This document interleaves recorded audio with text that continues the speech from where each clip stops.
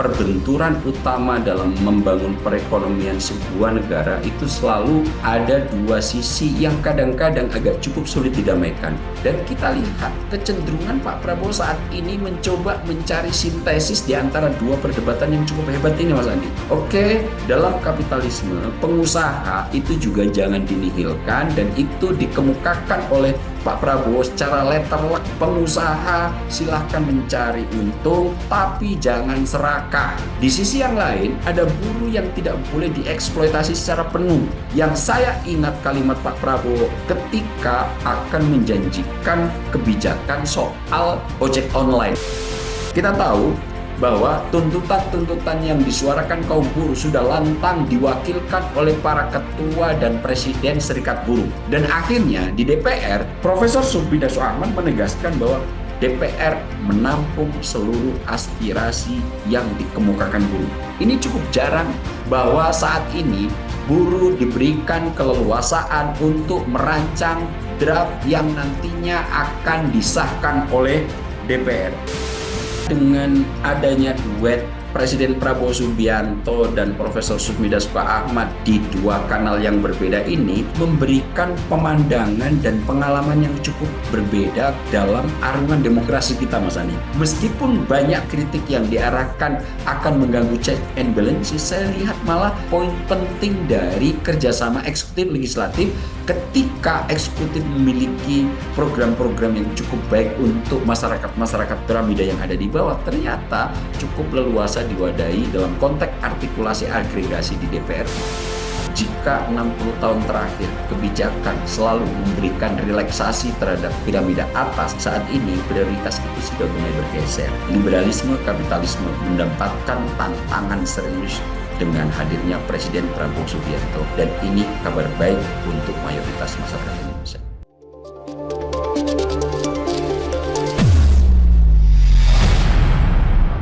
Berkolaborasi dengan Selamat malam pemirsa, peringatan Hari Buruh Internasional atau May Day tahun 2026 menghadirkan dinamika yang menarik. Presiden Republik Indonesia Prabowo Subianto hadir langsung di tengah masa buruh. Kehadiran Presiden menegaskan komitmen pemerintah terhadap kesejahteraan para pekerja. Bukan hanya sebagai simbol, kehadiran Presiden juga membawa sejumlah kejutan kebijakan yang langsung menyasar kesejahteraan buruh. Menariknya, di hari yang sama, pimpinan DPR RI Dasko juga bergerak cepat menerima langsung perwakilan buruh untuk menyerap aspirasi mereka. Pertanyaannya, apakah hal ini menjadi sinyal kuat keberpihakan negara terhadap pekerja atau menjadi bagian dari strategi politik yang lebih besar ke depannya? Malam ini kita akan membedah makna di balik simbol, membaca kepentingan politik, dan melihat apakah benar ada perubahan nyata bagi nasib buruh di Indonesia. Kita akan membedahnya bersama dengan pendiri Skala Survei Indonesia, Abdul Hakim MS. Selamat malam, Bang Aap. Bagaimana kabarnya, Bang? Selamat malam, Mas Andi. Alhamdulillah, enak, waras. Alhamdulillah. Bang Aap, ini melihat May Day pada tahun 2026 ini, kehadiran seorang presiden di tengah aksi buruh, ini tentunya bukan hal yang biasa, Bang Aap. Pertanyaannya yang mau saya tanyakan adalah bagaimana memaknai kehadiran dari Presiden Prabowo Subianto pada saat May Day kemarin. Sebenarnya apa yang bisa dilihat? Apa makna simbolik ya, Bang?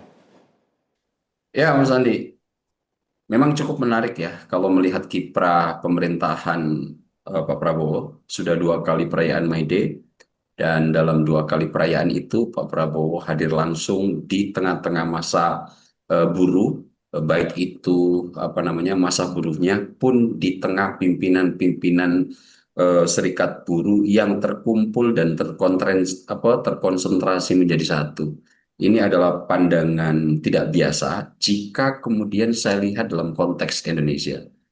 Sudah 60 tahun, Mas Andi, di Indonesia, kepala negara yang sekaligus menjabat sebagai kepala pemerintahan itu absen dalam kehadiran perayaan May Day yang memang secara internasional selalu diperingati pada 1 Mei. Nah, Pak Prabowo sejak dilantik Oktober 2025 gitu ya, sudah dua kali May Day ini dilampaui Pak Prabowo, dan dua-duanya Pak Prabowo hadir di tengah masa, berkumpul langsung, menyapa, berdiskusi, bahkan kemudian menjanjikan berbagai macam kebijakan yang sejauh ini saya lihat cenderung sangat pro terhadap kaum buruh. Jadi 60 tahun ini menjadi tanda bahwa ada keberpihakan saat ini di era Presiden Prabowo Subianto untuk lebih cenderung menempatkan kaum buruh ini di tempat yang cukup terhormat. Dan posisi Prabowo Subianto sudah cukup terlihat di mana kebijakan antara pengusaha dan kaum buruh berada di tengah-tengah. Kaum buruh yang selama puluhan tahun ini selalu menjadi marginal dalam tanda kutip, kemudian tidak pernah mendapatkan apresiasi dan penerimaan aspirasi secara langsung oleh kepala negara atau juga kepala pemerintahan. Di dua mede ini Prabowo Subianto memperlihatkan posisi yang sangat tegas. Pak Prabowo berada di sisi mereka, bahkan untuk perayaan beliau selalu hadir, dan ini saya lihat ada pergeseran paradigma cukup luar biasa di antara pemimpin-pemimpin yang sudah memimpin Indonesia dalam 60 tahun terakhir, Mas Andi. Baik Bang Ab, ini kalau melihat dari yang disampaikan oleh Presiden Prabowo Subianto pada saat May Day kemarin, ini kan banyak sejumlah kebijakan yang tanda kutip banyak disebut sebagai kejutan untuk bagi para buruh. Sebenarnya kalau melihat dari yang disampaikan oleh Presiden Prabowo Subianto, ini sebenarnya menunjukkan perubahan arah kebijakan ekonomi politik dari pemerintah gak sih Bang? Saya setuju sekali dengan apa yang ditanyakan Mas Andi. Kita lihat ya, di May Day tahun 2025, Mas Andi, kita cukup ingat bahwa pada saat itu Pak Prabowo setidaknya menjanjikan ya tujuh poin penting ya. Dan dari 7 poin penting itu ada yang sudah tereksekusi, ada juga yang dalam taraf separuh tereksekusi, dan memang saat ini ada sebagian yang kemudian masih menjadi progres untuk ditangani. Yang paling kuat kita ingat janji Presiden Prabowo Subianto di May Day tahun 2025 adalah nomor satu, mengangkat Marsina sebagai pahlawan nasional, dan itu melalui persetujuan DPR kemudian dieksekusi. Marsina saat ini menjadi salah satu tokoh simbol yang diangkat oleh Prabowo Subianto menjadi pahlawan nasional yang mewakili kaum buruh. Bahkan ada momentum khusus yang jadi kemudian simbol perjuangan kaum buruh. Kita tahu kan, simbol perjuangan kaum buruh secara internasional itu adalah peristiwa Heimat Affair, di mana ada kong kali kong cukup luar biasa antara pengusaha dan aparat keamanan ketika ada demo besar di akhir-akhir abad 19, yaitu Heimat Affair itu. Saat ini di Indonesia ada momentum yang bisa dijadikan simbol untuk perjuangan kaum buruh, dan itu diapresiasi penuh oleh Presiden Prabowo Subianto. Siapa? Marsina. DPR RI kemudian meratifikasi itu melalui koordinasi Profesor Sufmi Dasko Ahmad sebagai orang paling dekat Prabowo Subianto, mengesahkan Marsina menjadi pahlawan nasional. Bahkan dalam waktu dekat, Prabowo Subianto, menurut informasi yang saya dengar, akan berencana meresmikan simbol Marsina sebagai pahlawan nasional ini di desa kelahiran Marsina. Di sana akan dibangun museum, di sana akan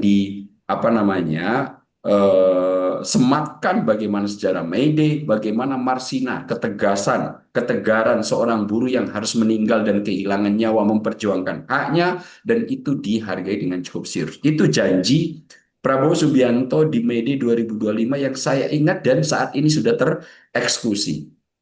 Nomor dua, janji yang kemudian juga hadiahkan oleh Prabowo Subianto di 2025 dan sudah terrealisasi adalah undang-undang perlindungan pembantu rumah tangga yang sudah disahkan beberapa hari sebelum May Day tahun 2026, Mas Andi. Kita tahu bahwa selama ini undang-undang perlindungan pembantu rumah tangga ini, PPRT ini, sudah 20 tahun hanya menjadi wacana di tangan Presiden Prabowo Subianto dijanjikan pada peringatan May Day tahun 2025, beberapa hari menjelang peringatan May Day di 2026 itu sudah tereksekusi. Dan apa namanya? Ini adalah sebuah kemenangan besar perjuangan kaum buruh yang selama 20 tahun mencoba untuk mendorongnya menjadi sebuah undang-undang yang sah dan apa namanya dan diberlakukan di Indonesia, dan itu menemui ujungnya. Presiden Prabowo Subianto melalui koordinasi di DPR Mbak Puan Maharani dan Profesor Sufmi Dasko Ahmad ini akhirnya disahkan. Itu nomor dua. Nomor tiga, janji 2025 yang saya lihat juga sebagian sudah terlaksana adalah pembentukan Satgas apa namanya PHK. Dan ini kemudian dipertebal oleh Prabowo Subianto satu hari menjelang peringatan May Day 2026, Pak Prabowo menaikkan Perpres untuk kemudian membentuk Satgas PHK. Jadi apa namanya Satgas ini akan melakukan mitigasi terhadap kebijakan-kebijakan perusahaan yang nantinya akan melakukan efisiensi dalam rangka PHK, maka Satgas ini akan memperlihatkan kualitas yang sejauh ini di tahun 2026 hingga perayaan May Day tahun 2025 sampai peringatan May Day tahun 2026 itu sudah kerap kali dilakukan oleh DPR RI. Satgas ini dikoordinasi oleh Profesor Sufmi Dasko Ahmad. Kita masih ingat bagaimana beberapa karyawan yang di PHK kemudian dikembalikan ketika Satgas ini berkunjung, yang langsung dipimpin oleh Profesor Sufmi Dasko Ahmad. 3 perusahaan yang melakukan PHK di tengah jalan, ada di Gresik, ada di apa namanya di perusahaan tekstil, dan beberapa perusahaan yang lain yang baru beberapa waktu yang lalu juga semua akhirnya dikembalikan. Nah, yang semacam-semacam ini kita lihat kebijakan pro terhadap kepentingan kaum buruh sudah semakin diwadahi. Dan di 2026 ini banyak sekali juga yang akan menjadi apa namanya janji dari Presiden Prabowo Subianto dan sudah langsung dikoordinasikan oleh Profesor Sufmi Dasko Ahmad dengan cara menemui perwakilan buruh di DPR. Salah satunya adalah perlindungan terhadap ojek online. Dan juga hadiah kembali dihadiahkan oleh Pak Prabowo Subianto sebelum peringatan kemarin adalah meratifikasi Konvensi 188, di mana ini untuk melindungi kaum buruh kita yang bekerja di laut. Nah, hal-hal yang semacam ini saya lihat memang kebijakan yang dilakukan oleh Presiden Prabowo Subianto cukup meninabobokkan atau lebih condong untuk bisa apa namanya menaungi kepentingan kaum buruh, dan itu kemudian menjadikan saya tidak terlalu heran jika semua presiden konfederasi buruh tampil bersama Pak Prabowo di Monas kemarin, di mana di belakangnya semua pembantu Pak Prabowo juga kemudian mengawal, dan ini adalah momen yang tidak biasa yang baru kita lihat setelah 60 tahun terakhir, Mas Andi. Bang Ab, ini menarik sebenarnya kalau melihat kehadiran sosok presiden yang tadi Bang Ab sempat jabarkan, 60 tahun baru hanya ada sosok Presiden Prabowo Subianto yang baru lagi-lagi muncul di tengah-tengah kehadiran para buruh pada saat May Day 2026 ini. Bang Ab melihat dengan konteks May Day, ini dekat sekali dengan ideologi kiri yang sejak awal memang tumbuh dari kritik terhadap kapitalisme industrial, Bang Ab. Kalau melihat sebenarnya seberapa penting momentum May Day ini tentunya bagi pemerintah dalam membangun komunikasi politik, Bang Ab? Ya, Mas Andi, sejak zaman negara modern mulai terbentuk, perbenturan utama dalam membangun perekonomian sebuah negara itu selalu ada dua sisi yang kadang-kadang agak cukup sulit didamaikan. Dalam satu sisi ada pandangan tentang kapitalisme, di mana kapitalisme lebih condong atau lebih cenderung untuk berada di sisi pengusaha. Padahal paradigma pengusaha jelas untuk terus membawa keberlangsungan dunia usaha, investasi, maka efisiensi menjadi sesuatu yang harus mereka lakukan. Kemudian mencari keuntungan sebanyak-banyaknya adalah prioritas utama, dan kepentingan untuk mengumpulkan kapital menjadi tujuan paling akhir di sektor pengusaha. Di sisi lainnya, kita kemudian dihadapkan pada sektor buruh. Ini yang kemudian memiliki paradigma, oke kita akan membantu sebuah perekonomian, tapi kita jangan dieksploitasi secara berlebihan. Nah, dua kutub ini kadang-kadang cukup sulit untuk didamaikan. Negara biasanya agak cenderung condong ke salah satunya. Jika negara itu penganut liberalisme atau kapitalisme murni, maka biasanya yang akan selalu menjadi korban adalah pihak kaum buruh. Dalam istilah mereka akan lebih cenderung kepada kaum borjuis daripada kaum proletar. Nah, kaum proletar ini adalah representasinya kaum buruh. Tapi di sisi yang lain, jika kemudian sebuah negara lebih condong, lebih cenderung untuk kepada sisi kaum proletar, biasanya memang ini cenderung untuk diasosiasikan terhadap ideologi kiri, di mana yang paling menonjol adalah ideologi-ideologi seperti sosialisme. Dan kita lihat kecenderungan Pak Prabowo saat ini mencoba mencari sintesis di antara dua perdebatan yang cukup hebat ini, Mas Andi. Oke, dalam kapitalisme, pengusaha itu juga jangan dinihilkan, dan itu dikemukakan oleh Pak Prabowo secara letterlek ketika kemarin memberikan sambutan. Pengusaha silahkan mencari untung, silahkan kemudian berusaha, tapi jangan serakah. Di sisi yang lain, ada buruh yang tidak boleh dieksploitasi secara penuh, maka mereka harus diwadahi. Yang saya ingat kalimat Pak Prabowo, kenapa kemudian kecenderungannya lebih ke kaum proletar ketika akan menjanjikan kebijakan soal ojek online, Mas Andi. Di situ Pak Prabowo sempat tercetus tuh. Enak aja, kalian yang berkeringat, mereka yang dapat duit. Akhirnya saat ini untuk perilaku transportasi ojek online di mana aplikator cukup dipandang serakah dalam tanda kutip, di mana mereka akan menikmati bagian 20% dari keringat para ojol ini. Akhirnya Pak Prabowo menawarkan itu. Apa? Masih 20%? Tidak. 15%? Tidak. 10%? Tidak. Pak Prabowo bilang, saya tidak setuju. Kemudian agak gundah oleh para ojek online dan serikat buruh. Kemudian punchline-nya ada di kalimat Pak Prabowo yang terakhir. Saya tidak setuju 10%. Harus di bawah 10%. Dan kemudian ini diterjemahkan oleh Profesor Sumi Dasko Ahmad ketika ketemu para buruh di DPR dalam waktu yang berselang tidak lama setelah perayaan May Day di Monas, menjanjikan bahwa untuk ojek online akan menerima 92% dari keringat mereka. Aplikator hanya akan menerima 8%. Memang ini masih dikaji dan sudah dikonfirmasi oleh Danantara, Pak Rosan, bahwa memang saat ini pemerintah mulai intervensi terhadap saham aplikator untuk turun terjun langsung sebagai upaya menempatkan ojek online di tempat yang sangat terhormat. Nah, dari ini saya bisa melihat bahwa memang kecenderungan Pak Prabowo lebih berada di sisi kaum proletar, jauh lebih mengemuka dibandingkan presiden-presiden 60 tahun terakhir misalnya. Bang Abs, sebenarnya apa dampak dari kehadiran Presiden Prabowo Subianto di tengah masa buruh tentunya terhadap citra pemerintah di mata kelas pekerja, Bang Abs? Ya, citranya secara persepsi kita sudah bisa melihat afirmasi secara langsung dari apa yang dikemukakan oleh para ketua serikat pekerja.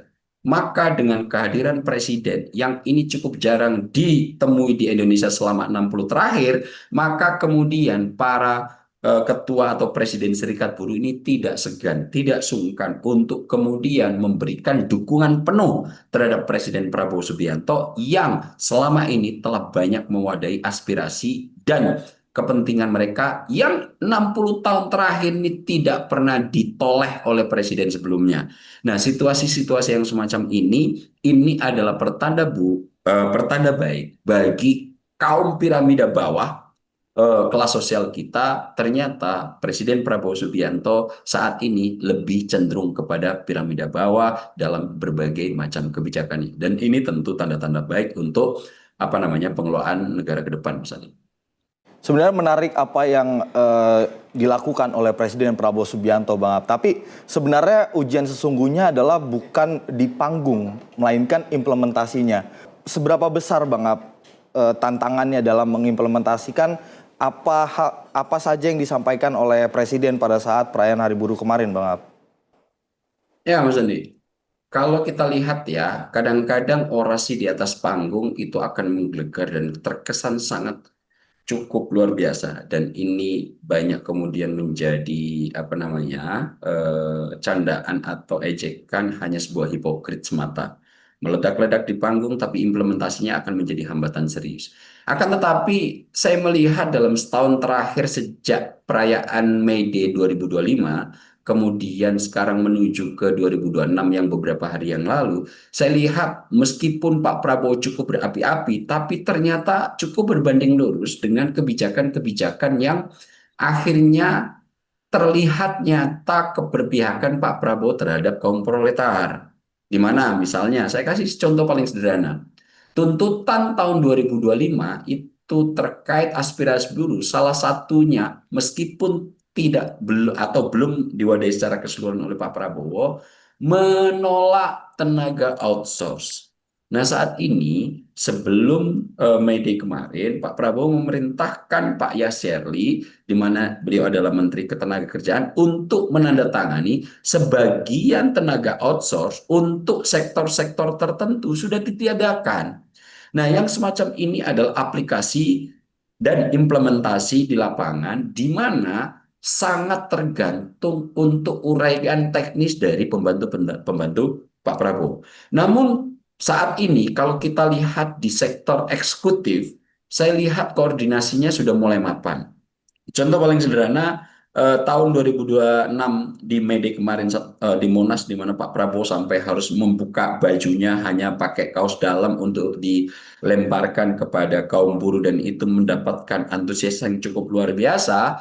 Itu kita lihat misalnya akan menjanjikan, salah satunya, ini saya beberapa nyatet nih ya hadiahnya, menerbitkan Perpres nomor 27 tahun 2026 untuk melindungi pekerja transportasi online. Yang tadi di segmen pertama sudah saya bahas cukup, apa namanya, sudah sempat saya singgung, di mana nanti para apa namanya pengemudi transportasi online, baik itu ojol dan juga apa Grab atau motor, itu akan menerima manfaat yang jauh lebih besar daripada yang sekarang. Caranya bagaimana? Pak Prabowo tidak segan-segan negara melakukan intervensi terhadap perusahaan aplikator.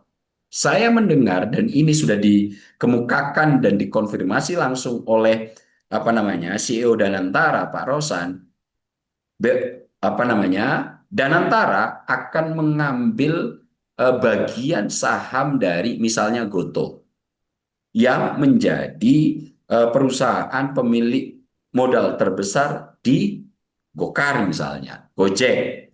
Ini Pak Prabowo telah memerintahkan apa namanya Danantara untuk segera melakukan intervensi, dan ini adalah aplikasi-aplikasi yang berada di sisi teknis untuk menerjemahkan perintah Prabowo Subianto. Nah, dalam konteks ini saya tidak terlalu khawatir, Mas Andi. Misalnya, ketika Pak Prabowo lebih untuk bisa memberikan kebijakan, memberikan kesejahteraan terhadap para pengemudi ojek online, ternyata itu sudah di follow up oleh stakeholder yang ada di eksekutif, contohnya Danantara. Dan itu nanti tidak hanya menyasar ke Goto, nanti juga sedang dibicarakan, saya mendapatkan informasi, untuk juga bisa mengambil beberapa saham di induk perusahaan GrabCar misalnya. Nah, ini menjadi pertanda baik bahwa implikasi atau aplikasi terhadap perintah Pak Prabowo yang merupakan presiden ini bentuknya makro, secara mikro managing sudah mulai diterjemahkan dengan cukup baik. Implikasinya apa? Nanti potongan aplikator ojol dibatasi maksimal cuma 8%, yang sebelumnya 20%. Kemudian nanti pengemudi ojol akan menerima manfaat 92% dari keringat yang mereka kucurkan tiap hari. Aplikator hanya akan mendapatkan posisi 8%. Kemudian di luar Kepres tentang transportasi online, Pak Prabowo juga menerbitkan Kepres yang akan membentuk Satgas Mitigasi PHK dan kesejahteraan buruh. Nah, ini kemudian kemarin kalau nggak salah akan segera di follow up oleh DPR sebagai apa namanya penyusun undang-undang terkait implementasi dari kebijakan ini. Kalau nggak salah akan berkolaborasi dengan Komisi 3 dalam pembentukan Satgas ini. Kemudian juga Pak Prabowo melakukan perintah untuk segera menyelesaikan undang-undang ketenagakerjaan dan cipta kerja yang saat ini jadi satu omnibus ini Mas Andi. Nah, ini dipandang aspirasi kaum buruh agak cukup tumpang tindih.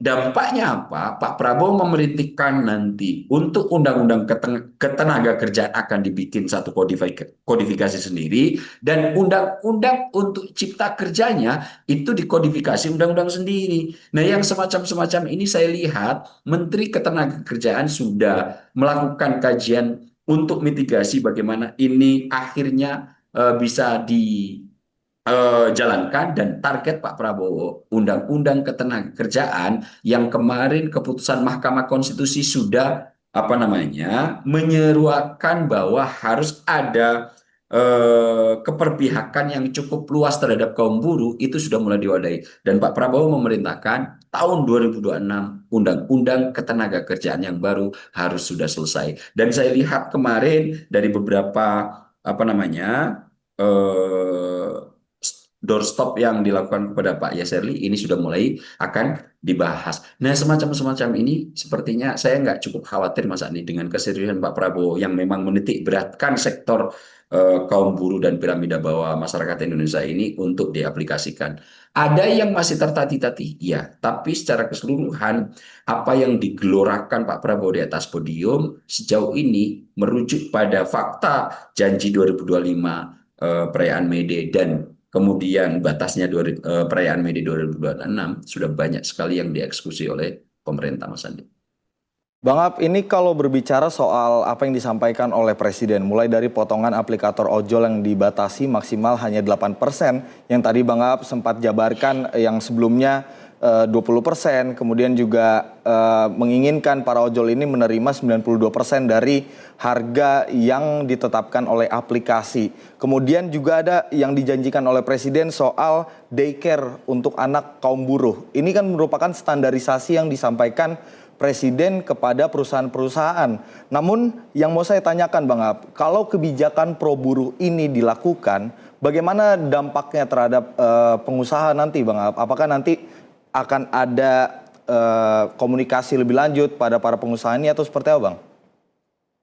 Sudah pasti Mas Andi, keberpihakan Pak Prabowo yang lebih cenderung untuk mengutamakan aspirasi kaum buruh sedikit banyak pasti tidak bikin happy kaum pengusaha dan kritik-kritik misalnya yang diutarakan oleh peneliti-peneliti Selios negara jangan terlalu intervensi terhadap pasar dan lain-lain sudah mulai mengemuka. Namun lagi-lagi ini soal political will Mas Andi. Bagi kaum pengusaha memang tidak happy. Tapi apakah kemudian itu dinihilkan total oleh Pak Prabowo? Tidak. Statement Pak Prabowo sudah sangat jelas ketika pidato bahwa pengusaha itu juga harus kita hormati karena tanpa ada mereka maka tenaga kerja juga tidak bisa diserap. Tapi bagi mereka untuk para pengusaha jangan terlalu serakah, jangan terlalu mengeksploitasi buruh kekayaan alam kita secara berlebihan. Cukup kalian selama 60 tahun terakhir, mungkin kalau saya metaforkan semacam itu, saya hiperbolikan semacam itu. Cukuplah kalian 60 tahun terakhir ini para pengusaha sudah menikmati situasi yang sangat luar biasa untuk mengeruk keuntungan. Saatnya saat ini kita berpihak kepada kaum proletar, kaum buruh, kaum pekerja yang memang mereka ini telah mengeluarkan keringat dan darah untuk memenuhi kebutuhan keluarga. Itu kenapa kemudian beberapa hal sangat menjadi perhatian. Bahkan ketika mereka bekerja untuk anak yang diaspirasikan karena mereka harus dititipkan ke mertua mereka, ke orang tua mereka, bahkan harus ada yang dikirim ke kampung. Ini kemudian Pak Prabowo akan memerintahkan bangunlah daycare di sekitar perusahaan-perusahaan besar. Ini kan memang sekelumit apa namanya biaya tambahan yang harus dikeluarkan pengusaha. Buat apa? Toh juga ini buat kebutuhan usaha mereka biar buruh semakin semangat. Tidak hanya itu, Pak Prabowo juga sempat mengemukakan terkait dengan selain daycare untuk anak-anak mereka, kebutuhan tempat tinggal juga menjadi prioritas. Makanya Pak Prabowo kemudian saya lihat kemarin ada satu statement yang bisa kita dengar bersama akan memprioritaskan pembangunan rumah itu juga untuk para pekerja yang saat ini sedang ditangani oleh apa namanya Kementerian Perumahan Rakyat, di mana Mas Ara Marwara Sirait sebagai menterinya telah mencoba untuk mendiskusikan ini akan membangun 3 juta rumah dalam waktu bertahap dan nanti sebagian besar akan dialokasikan untuk kepentingan kaum buruh dengan cicilan yang sangat beradab dan manusiawi. Bukan gratis. Pak Prabowo kan paling maunya gratis aja. Enggak, dengan cicilan yang cukup manusiawi dan rasional. Nah, ini saya lihat memang keinginan baik dari Prabowo Subianto. Meskipun saya melihat bahwa ada itikat baik dalam implementasi, memang kita harus menunggu selama setahun lagi ke depan, Mas Andi. Namun kalau kita berkaca dari janji Prabowo Subianto di peringatan Mei Day 2025, kemudian kita lihat realisasinya di peringatan Mei Day 2026 yang di dua peringatan ini Pak Prabowo hadir langsung, dari sekian banyak janji sudah sekian banyak terrealisasi terkait janji-janji yang dikemukakan. Nah, kalau melihat ini, saya masih cukup optimis bahwa Pak Prabowo tetap akan berjuang penuh untuk berada di sektor buruh. Bagi kaum pengusaha bagaimana? Saya yakin hanya pengusaha-pengusaha yang serakah, kalau dalam istilahnya Pak Prabowo adalah serakanomik, mereka lah nanti yang akan banyak disasar oleh Pak Prabowo yang telah banyak dan lama mengeksploitasi dengan tidak tahu diri, yang akan menjadi salah satu titik tembak Pak Prabowo untuk dirapikan. Meskipun dengan risiko Pak Prabowo tentu akan mendapatkan banyak gangguan, Mas Andi.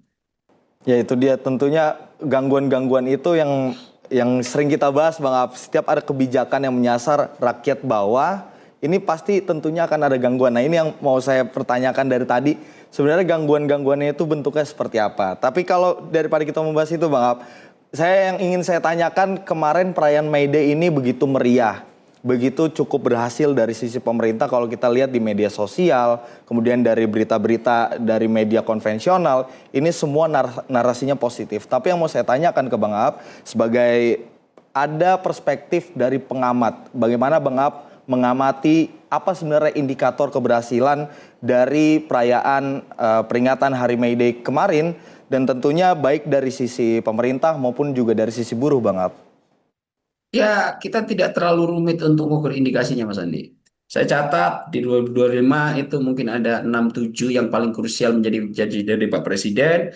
3-4 diantaranya sudah terrealisasi. Menjanjikan Marsina menjadi pahlawan, dieksekusi oleh Pak Prabowo, di DPR juga sudah disahkan sebagai apa namanya pahlawan nasional, kemudian membangun monumen sebagai simbol perjuangan kaum buruh terkait Marsina, museum akan dibangun, di sana nanti akan bisa kita lihat bagaimana sejarah kaum buruh melakukan perjuangan sejak tahun 1886, di mana waktu itu ditandai dengan apa namanya sebuah situasi yang cukup luar biasa. Intinya kenapa apa namanya 1 Mei itu menjadi Hari Buruh Internasional, di situ ditandai dengan kejadian tahun 1886, ada tuntutan besar di Amerika Serikat bahwa pada saat itu para pekerja ini bekerja belasan jam, Mas Andi. Dieksploitasi, tidak ada hak cuti, bagi yang hamil masih terus dipaksa untuk bekerja. Kemudian tergelontor ide kaum buruh untuk kita ini harus lebih manusiawi, harus lebih diperhatikan. Tuntutan utamanya adalah 18 jam kerja, 8 jam bekerja, 8 jam istirahat. Nah, di situ kemudian akhirnya ada gerakan besar tahun 1886 itu, yang salah satu simbol utamanya akhirnya gerakan itu menimbulkan pertikaian antara pihak pengusaha dan aparat keamanan, khususnya di Haymart Affair, di mana diduga ada kong kali kong antara pengusaha dan aparat keamanan serta negara untuk menghajar kaum buruh yang sedang menuntut atau menyuarakan aspirasinya sampai banyak korban nyawa pada saat itu. Dan beberapa tahun kemudian waktu itu dijadikan simbol utama untuk memperingati perjuangan kaum buruh sedunia. Dan saat ini baru di era Presiden Prabowo Subianto, simbol itu kemudian dihidupkan, Mas Andi. Melalui siapa? Marsina, sosok perempuan yang telah dieksploitasi cukup luar biasa hingga kehilangan nyawa untuk menjadi monumen peringatan bahwa kaum buruh ini juga manusia, mereka punya hak untuk menikmati liburan, hak untuk mendapatkan kesejahteraan, meskipun mereka menjadi buruh, tapi tidak boleh dieksploitasi secara penuh. Dan di kampung di mana Marsina lahir akan dibangun. Dan itu akan banyak nanti isinya terkait misalnya sejarah May Day, pergerakannya, dan lain-lainnya. Dan memang Mas Andi ya, karena keberpihakan terhadap kaum buruh ini tidak terlalu menguntungkan dalam sektor kapital untuk mengaruniai politik, banyak yang kemudian tidak meluangkan waktu secara khusus untuk melebur menjadi satu ketika perayaan ini dilangsungkan. Hanya beberapa negara, Mas Andi, yang punya karakteristik kecenderungan asosiasi dengan ideologi sosialisme.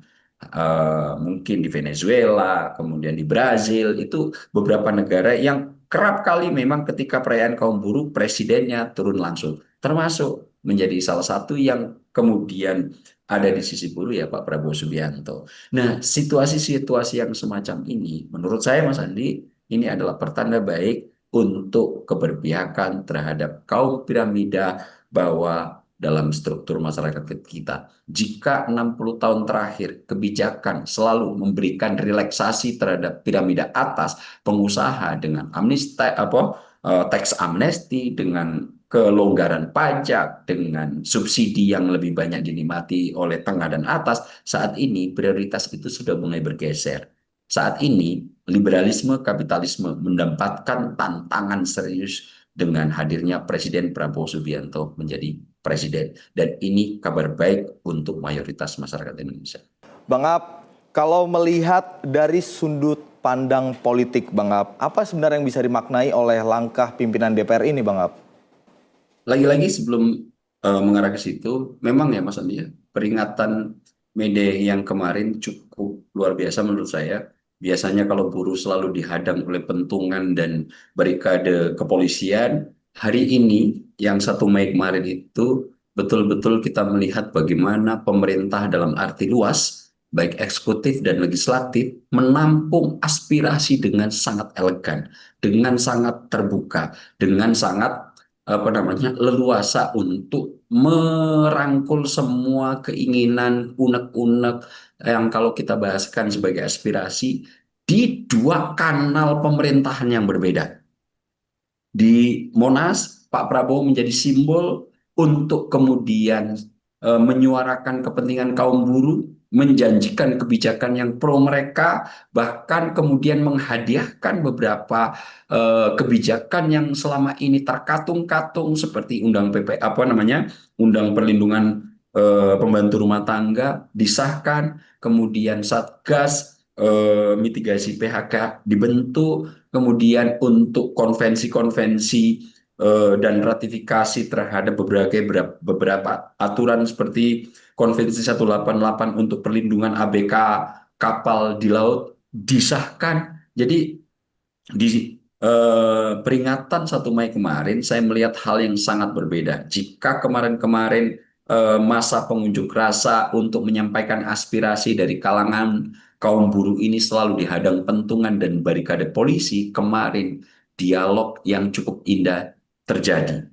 Saat Presiden menerima di Monas, kemudian dalam waktu yang tidak lama, ketika salah satu pimpinan DPR menerima di gedung Dewan Perwakilan Rakyat, sebelumnya juga bersama Pak Prabowo untuk memperingati Hari Buruh 1 Mei ini di Monas. Nah, terkait dengan apa yang dilakukan oleh pemerintah dalam arti luas, baik itu eksekutif dan legislatif, saya secara pribadi Mas Andi memberikan apresiasi yang cukup luar biasa terhadap pemerintahan saat ini karena ini fenomena tidak biasa. fenomena yang saya lihat jarang sekali terjadi jika aspirasi dan kanal-kanal harapan kaum buruh selama ini selalu mendapatkan barikade dan tembok yang cukup tebal, bahkan harus menghadapi situasi yang cukup rumit. Kemarin pemandangannya sangat berbeda, Mas Andi. Ini kalau melihat dari apa yang dilakukan oleh pimpinan DPR RI Dasko, tentunya apa yang dilakukan oleh Presiden di Monas kemarin, ini kalau dilihat dari sudut pandang politik, Bang, apakah ini bentuk check and balancing yang sehat, Bang? Justru kadang-kadang saya dengan adanya duet Presiden Prabowo Subianto dan Profesor Sufmi Dasko Ahmad di dua kanal yang berbeda ini memberikan pemandangan dan pengalaman yang cukup berbeda dalam arungan demokrasi kita, Mas Andi. Kita tahu bahwa dulu belum pernah ada sinergi kedekatan personal di lingkungan DPR dan eksekutif, dalam konteks ini adalah presiden, yang seharmonis dan memiliki chemistry yang cukup sama dalam perjuangan kaum proletar, Mas Andi.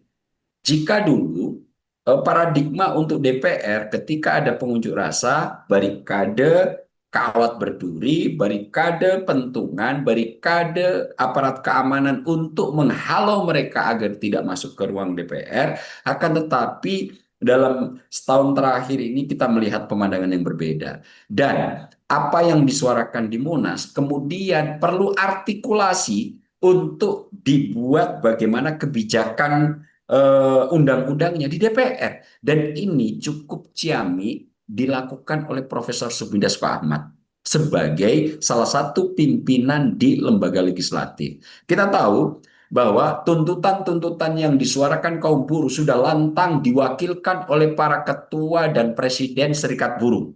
Dan akhirnya di DPR, salah satu pimpinan DPR, Profesor Sufmi Dasko Ahmad, dengan beberapa pimpinan yang lain, akhirnya menerima mereka secara lebih detail. Dalam konteks teknisnya, akhirnya saya mencatat, Mas Andi. Satu, Profesor Sufmi Dasko Ahmad langsung menerima audensi masa buruh ini dan menyampaikan salam dari Presiden Prabowo Subianto. Yang kedua, akhirnya ini yang agak cukup jarang kemudian statement ini bisa dilakukan secara resmi. Profesor Sufmi Dasko Ahmad menegaskan bahwa DPR menampung seluruh aspirasi yang dikemukakan buruh. Apa aja itu? Satu, dalam nanti pembahasan Undang-Undang Ketenagakerjaan, buruh yang saat ini kepentingannya terus disuarakan lewat May Day, itu diberikan ruang dan keleluasaan untuk memberikan draft bagaimana bunyi Undang-Undang Ketenagakerjaan nanti akan diberlakukan. Ini cukup jarang aspirasi buruh ini sampai mendapatkan posisi seperti yang diberikan oleh Profesor Sufmi Dasko Ahmad, bahwa saat ini buruh diberikan keleluasaan untuk merancang draft yang nantinya akan disahkan oleh DPR. Yang kedua, menyatakan bahwa masalah upah, outsourcing, dan PHK nanti akan semuanya diwadahi dalam Satgas Mitigasi PHK. Dan ini nanti akan dikolaborasikan dengan Komisi 3 sekaligus.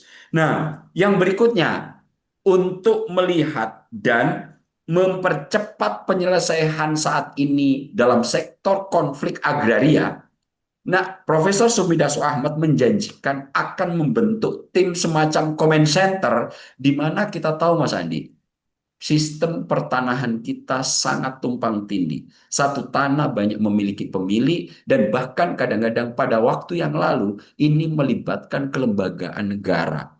Bagaimana bisa satu tanah itu dimiliki oleh dua orang dengan sertifikat yang sah?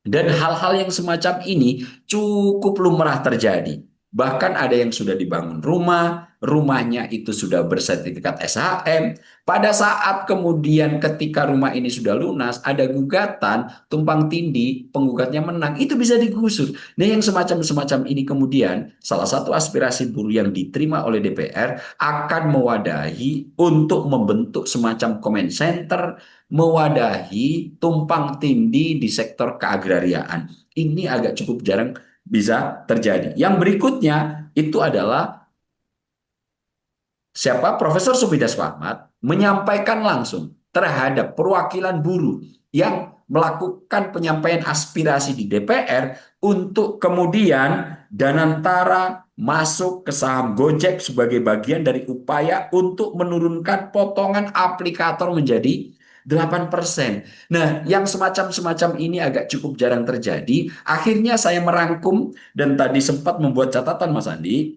usulan dari perwakilan buruh yang diterima oleh Profesor Subidas Ahmad yang diwadahi adalah satu, revisi Undang-Undang Cipta Kerja sesuai putusan MK akan ditargetkan selesai di 2026 dan kaum buruh diberikan ruang seluas-luasnya untuk kemudian menyusun draftnya, membuat diksi kalimat per kalimatnya untuk disampaikan ke DPR, nanti akan menjadi bahan utama rujukan untuk pembahasan Undang-Undang Ketenagakerjaan. Yang kedua, sistem pengupahan akan diupayakan meskipun outsource masih akan diwadahi, tapi hanya akan melingkupi jenis-jenis pekerjaan tertentu. Dan ini draftnya sudah disampaikan oleh perwakilan buruh ketika itu dan saat ini sedang akan menjadi rujukan utama untuk pengesahan di Undang-Undang Ketenagakerjaan yang ditargetkan selesai tahun ini. Yang kemudian berikutnya adalah penyelesaian konflik agraria dan perlindungan transportasi pekerja transportasi online.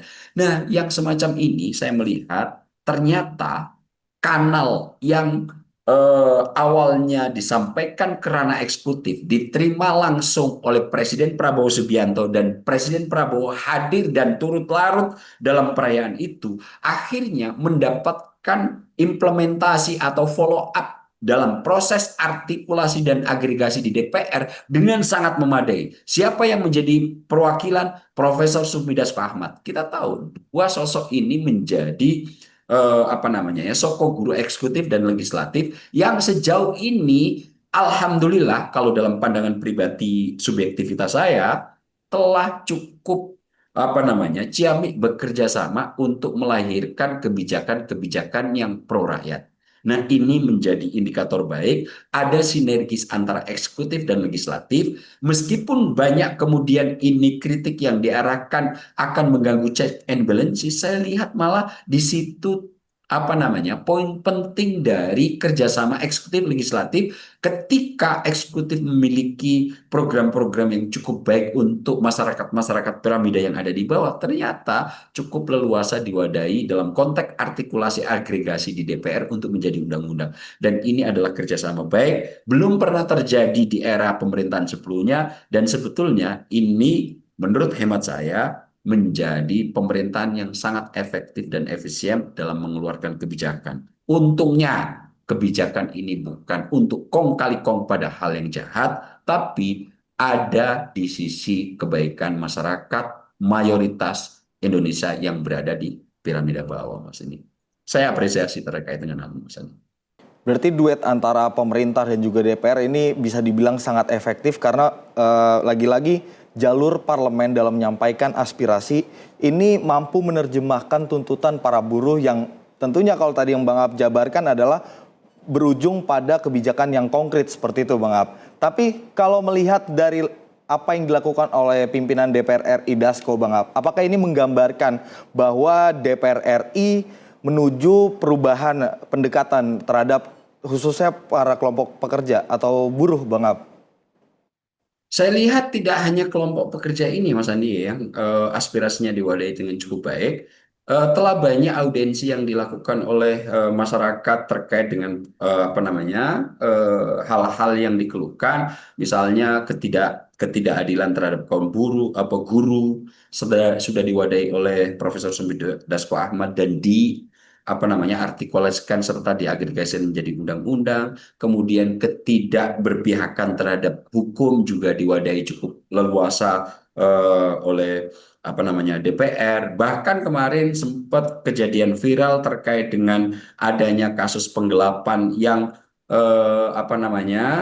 menimpa salah satu gereja paroki gitu, di mana dana investasinya ditipu 28, sekian miliar, dengan kemudian ada mediasi yang turun terjun langsung menyerap aspirasi dan agregasi ditengahi oleh Profesor Subidaso Ahmad. Akhirnya apa? Dana 28, sekian M ini kemudian dikembalikan oleh Bank Nasional Indonesia, yang mungkin seandainya ini tidak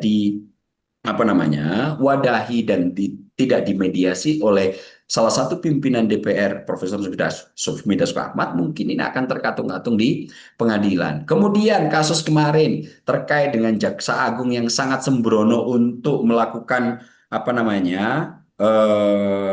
pengadilan atau penghakiman terkait dengan pekerja kreatif dengan mediasi yang dilakukan, salah satu kanalnya adalah melalui Profesor Subidaso Ahmad, bisa diwadahi dengan cukup baik gitu.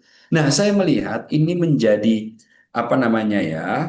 indikator baru terkait dengan DPR betul-betul mulai bergerak untuk berada di sisi masyarakat. Kasus LPG demikian, kemudian kasus ketidakadilan yang menimpa paroki, kemudian pekerja kreatif, dan puncaknya kemarin DPR menerima perwakilan kaum buruh dan kemudian melakukan dialog yang cukup leluasa, dan akhirnya banyak atau mayoritas aspirasi buruh ditampung oleh DPR. Ini tentu menjadi wajah baru DPR yang menurut saya agak cukup jarang terjadi sebelum era pemerintahan sekarang, Mas Andi.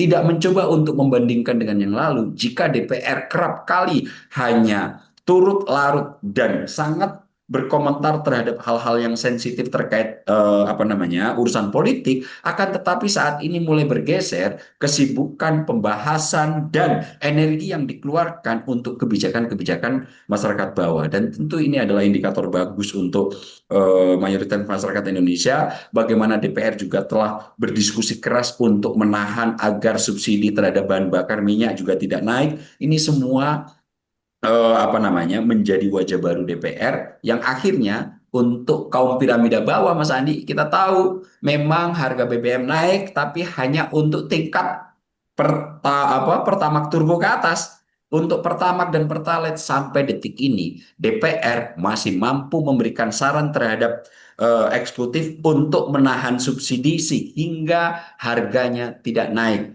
Untuk Pertamax masih 12.300, tidak naik sama sekali di tengah situasi global yang cukup menghimpit ini.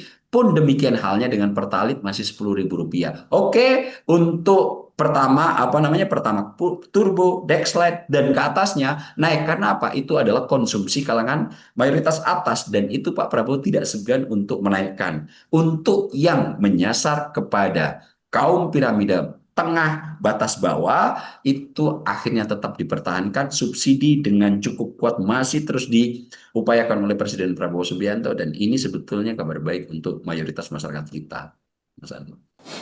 Baik Bang Ab, kalau kita rangkum perbincangan malam ini, sebenarnya ada langkah cepat dari pemerintah, kemudian juga ada respon juga dari parlemen, dan tentunya ada harapan besar dari buruh. Dan harapannya adalah sinergi antara pemerintah dan DPR ini dapat terus berlanjut serta menghadirkan dampak nyata tentunya bagi kesejahteraan masyarakat di Indonesia. Bang Ab, sekali lagi terima kasih banyak sudah mau berbincang Bang Ab. Nanti kita akan lanjut lagi di berbagai isu lainnya Bang Ab. Baik, terima kasih. Kita apresiasi untuk apa yang telah dilakukan DPR saat ini, Mas Anu. Baik Bang Ab, makasih banyak Bang Ab. Sampai jumpa kembali. Terima kasih sudah menonton video ini sampai akhir ya. Agar tidak tertinggal video-video kami selanjutnya, yuk jangan lupa tekan tombol subscribe dan nyalakan lonceng notifikasinya. Dan untuk berdiskusi, silahkan tulis pendapatmu di kolom komentar ya.